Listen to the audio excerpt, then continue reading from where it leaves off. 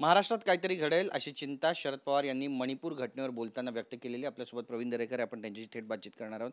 या नेमक्या विधानाचा अर्थ काढायचा काय? ज्या पद्धतीने शरद पवार सध्या टीका करतायत. मला वाटतं अशा प्रकारचं संघर्षाचं वातावरण महाराष्ट्रात असताना पवारांसारख्या ज्येष्ठ नेत्यांनी मणिपूरचा संदर्भ देणं योग्य आहे असं मला वाटत नाही.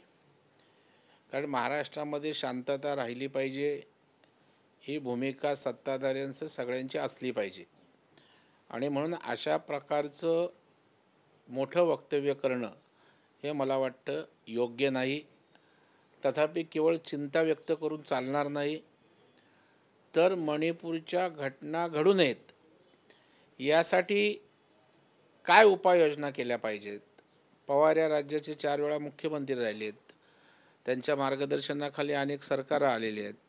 तर त्यांनी हा विषय लांबून केवळ न पाहता सरकारबरोबर सुसंवाद साधून त्या ठिकाणी मार्ग काढण्याचा प्रयत्न केला पाहिजे. केवळ मणिपूर होईल असं त्या ठिकाणी सांगून नामानिराळे राहणं हे या ठिकाणी योग्य ठरणार नाही असं मला वाटतं. नक्कीच. पण यावर राज ठाकरे यांनी सुद्धा पत्रकार परिषद घेताना आपली मतं व्यक्त केली आहे. आरक्षणाबद्दल जे काही महाराष्ट्रामध्ये घडतंय ते दुर्दैवी आहे आणि समाजामध्ये तेढ निर्माण करण्याचा हा सगळा प्रयत्न आहे, असं सुद्धा म्हणतायत ते.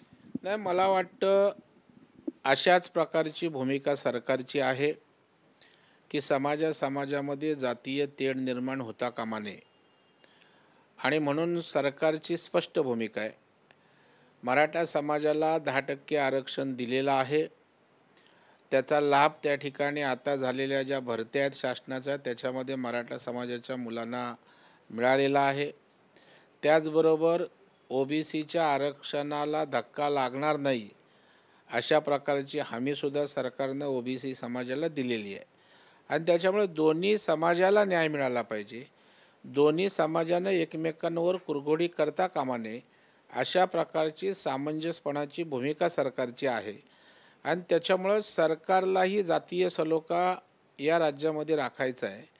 परंतु काही लोकांना आपलं राजकीय दुकान चालू ठेवण्यासाठी, राजकीय पोळी भाजण्यासाठी संघर्ष व्हावा आणि त्या संघर्षावर आपली निवडणुकीत राजकीय पोळी भाजावी अशा प्रकारच्या हेतूनं काही लोक वागत आहेत, ते योग्य नाही. मला वाटतं अशांतता ज्या विषयांमुळे होते त्यात सगळ्यांनी मिळून सुसंवादानं मार्ग काढला पाहिजे.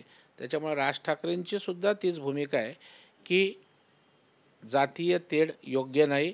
या ठिकाणी समन्वयातनं सर्वांनी मिळून मार्ग काढायला हवा. नक्कीच. एक महत्त्वाचा विषय त्यांनी या ठिकाणी मांडला पुण्याच्या पुराबाबत, की 2 उपमुख्यमंत्री आहेत, त्यातील एक तर पुण्याचेच आहेत. पण ते पुण्यामध्ये नसताना देखील तिथे पूर आला, अशी टीका, खोचक टीका त्यांनी केली आहे. नाही, तर खोचक टीका करणं हे तर राज ठाकरे साहेबांचं कामच आहे. परंतु त्या ठिकाणी काय मंत्री असला आणि नसला, पाऊस काय आपल्या हातामध्ये त्या ठिकाणी नाही. परंतु एक गोष्ट खरी आहे की प्रशासकीय यंत्रणेनं जी पावसाचं चिन्ह दिसताना अंदाज आल्यावर त्या ठिकाणी ज्या काही प्रिकॉशनरी मेजर्स घ्याव्या लागतात त्या ठिकाणी कमी पडल्या ती वस्तुस्थिती आहे.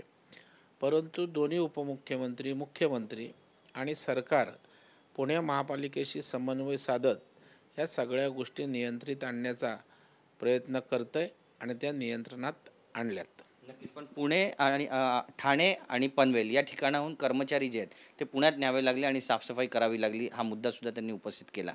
नाही, NDRFच्या धर्तीवर आणि SDRFच्या धर्तीवर ठाण्यामध्ये तशा प्रकारची यंत्रणा एकनाथरावजी शिंदे साहेबांनी त्या ठिकाणी उभी केली आणि त्याच्यामुळे तिथे सुसज्ज यंत्रणा आहे.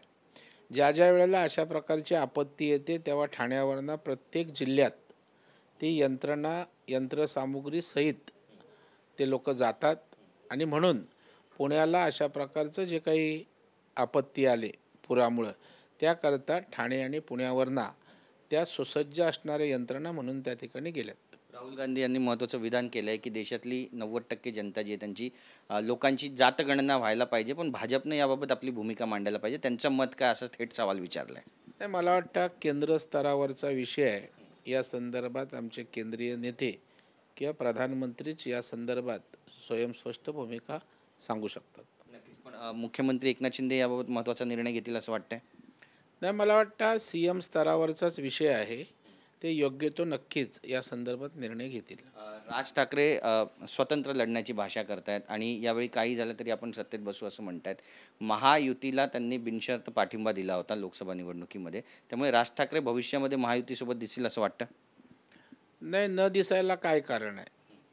त्यांनी त्या ठिकाणी त्यांचा स्वतंत्र पक्ष आहे, त्यांना स्वतंत्र लढण्याचा अधिकार आहे आणि उद्या स्वतंत्र लढून चांगल्या जागा आल्यावर सत्तेसाठी ते महायुतीसोबत येऊ शकतात. नक्कीच. जागा वाटपाचं काही फॉर्म्युला ठरतंय? कारण अजितदादा म्हणते आम्ही सन्मानपूर्वक जागा लढवू.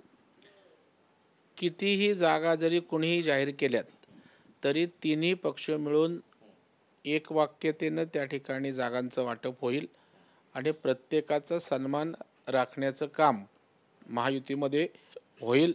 राष्ट्रवादीचा त्यांना योग्य तो जागा वाटपात सन्मान मिळेल. एकनाथरावजी शिंदे साहेबांना पण योग्य तो सन्मान असेल आणि महायुती म्हणून तिन्ही पक्ष अत्यंत सुसंवादातून हे जागा वाटप करतील यावर माझा पूर्ण विश्वास आहे. सुप्रीम कोर्टाचे सरन्यायाधीश चंद्रचूड त्यांनी थेट अजितदादा यांच्या पक्षाला सवाल विचारलाय की तुम्हाला अपात्र का करता येऊ नये? तर मला वाटतं ते चीफ जस्टिस आहेत, त्यांच्यावर मी भाष्य करणं योग्य नाही आहे.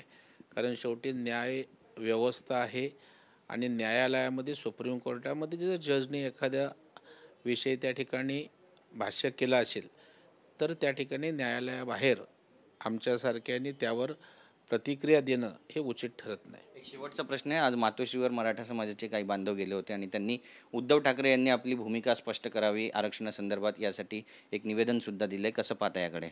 हीच तर आमची पहिल्यापासून मागणी आहे की केवळ आगीत तेल टाकायचं काम महाविकास आघाडी करते.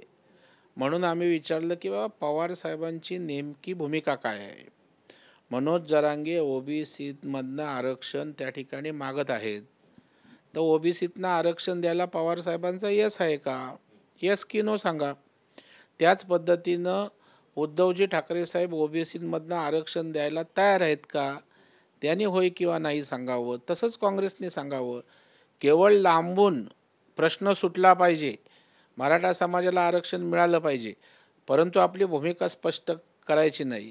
हे मला वाटतं बोटचेपी भूमिका आहे आणि त्याच्यामुळं स्पष्ट भूमिका या तिन्ही पक्षांनी केली पाहिजे. आणि म्हणून सकल मराठा समाजाची लोकांच्याही लक्षात आलं आहे केवळ आपण सरकारला त्या ठिकाणी विचारण्यापेक्षा विरोधी पक्षाची सुद्धा नेमकी या संदर्भात काय भूमिका आहे हे समजून घेणं आवश्यक आहे. या भावनेतनं त्या ठिकाणी मातोश्रीवर गेले असतील. आमच्याशी बोलल्याबद्दल कॅमेरा पर्सन योगेश गुरवसह गिरीश गायकवाड, TV9 मराठी, मुंबई.